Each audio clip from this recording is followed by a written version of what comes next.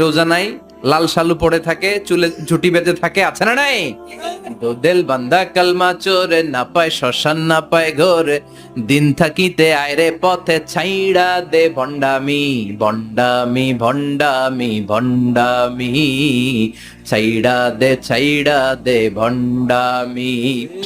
নামাজ কালাম পড়ে না, ইবলিশ শয়তানের নানা, এরকম আছে না নাই?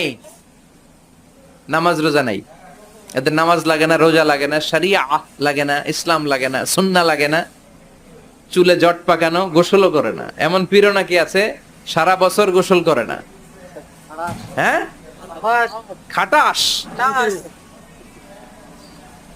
খবিস, সারা বছর গোসল করে না। সারা বছর নাকি গোসল করে না, বছরে একবার গোসল করে, আর ওই গোসলের পানি বরকতের নিয়তে মুরিদরা সব খায় ফেলায়।